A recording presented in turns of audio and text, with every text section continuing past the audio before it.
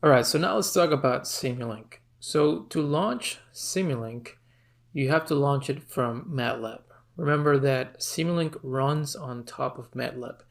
It's not a standalone application. So once you open up MATLAB and you have here the command window, you have two options to launch Simulink. You can either click here where it says Simulink, and this is going to start Simulink or launch the Simulink application, or you can type it in the command window on MATLAB.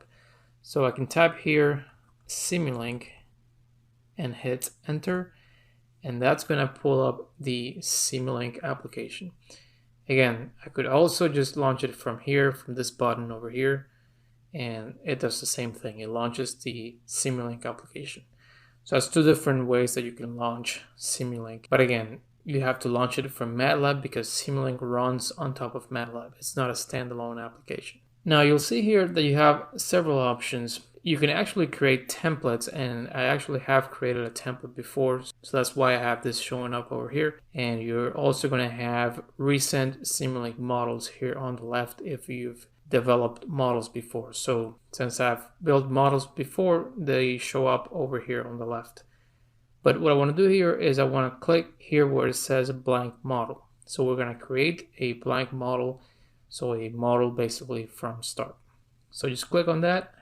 And again, that's going to basically create a blank model, a brand new model from scratch.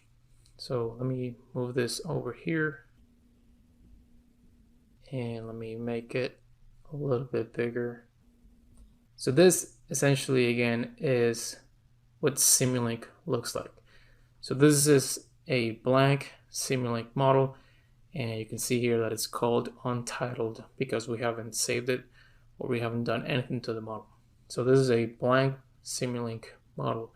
And in this canvas over here in blank is where you're going to drop the blocks from Simulink. So again, remember that Simulink is basically just a graphical modeling software where you can add stuff from a library that's going to represent physical phenomena.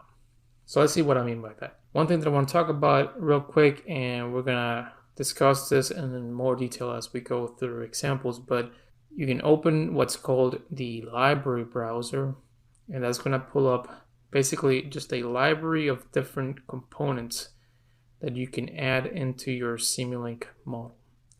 So this is where you're going to find things like electrical components, mechanical components, that kind of stuff. So basically everything that you can add into a Simulink model is found here in the library browser.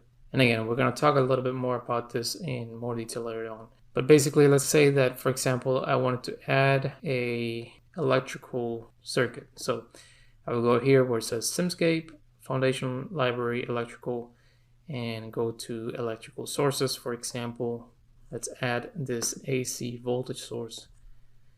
And so I just can right click and click on add block to model. And it says untitled here again because I haven't saved my model yet. And let me go to electrical elements and let's add a resistor, for example.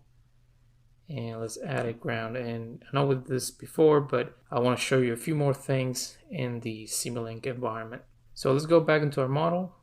And again, in here, this whole canvas is where you can add blocks to. So you can add different things, again, whether that's in the electrical domain or mechanical domain, it doesn't matter. Your model is going to be over here in this canvas. Now, let me rotate this and let me build just a quick electrical circuit. And again, we're not going to touch too much into the simulation itself. We're going to do that later on, but I just want to show you a couple things here in Simulink. So again, this is what Simulink looks like. Your models are going to look like this.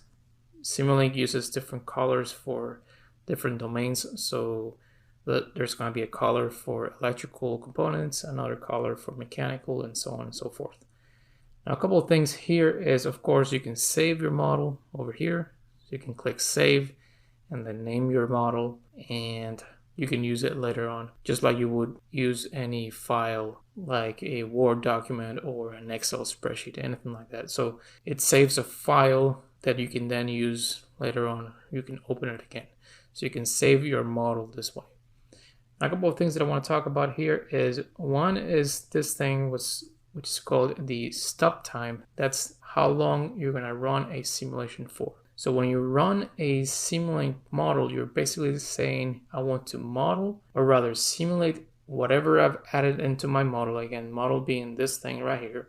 And I want to run it for this many seconds as if it were in real life. In other words, if I were to build this electrical circuit in this example in real life, what would it look like in real life? How would it behave in real life? And you're going to simulate that for this amount of time in seconds. And you're going to run it using this button. That's going to start the simulation.